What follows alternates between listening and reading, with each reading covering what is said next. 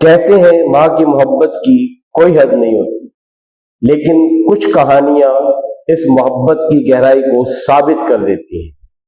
جی ہاں، میں بات کر رہا ہوں جبل پور میں واقع بارگی ڈیم میں پیش آنے والے واقعے کی، جہاں پر بہت ساری قیمتی جانوں کے چراغ گل ہو گئے۔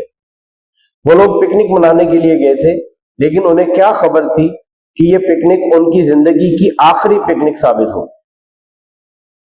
وہ لوگ کشتی میں سوار ہو کر ڈیم کے پانی سے لطف اندوز ہو رہے تھے کہ اچانک موسم کی خرابی کی وجہ سے کشتی کے اندر پانی بھرنے لگا اور ایک کوہرام برپا ہو گیا۔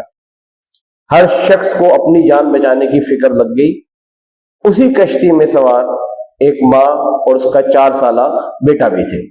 ہر طرف چیخو پکار، آہیں، سسکیاں، یہ دل دہلا دینے والے مناظر تھے، لیکن انہی چیخوں کے اندر ایک ماں کو فکر تھی اپنے 4 سالہ بچے کی۔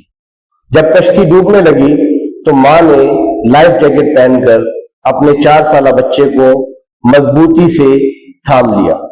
اس وقت اگر اس کو کوئی فکر ستا رہی تھی تو صرف یہ کہ کسی طریقے سے اس کے بچے کی جان بچ جائے۔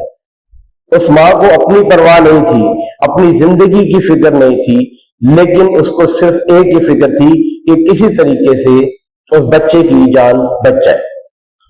اس لمحے جب ہر شخص کو اپنی جان کی فکر تھی، اگر وہ ماں چاہتی تو اپنے لختے جگر کو چھوڑ کر وہ بھی اپنی جان بچانے کی فکر کر سکتی تھی، لیکن ماں تو ماں ہوتی ہے نا۔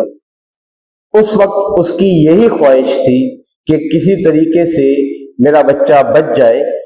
اس ماں نے اپنی پوری طاقت لگا دی، لیکن کبھی کبھی قدرت کے فیصلے کچھ اور ہی ہوتے ہیں۔ اس ماں نے اپنی پوری توانائی لگائی، پوری کوشش کی کہ کسی طریقے سے اس کا بچہ بچ جائے، لیکن بالآخر وہ ماں اپنی زندگی کی بازی ہار گئی اور وہ بچہ بھی اپنی زندگی کی بازی ہار گیا۔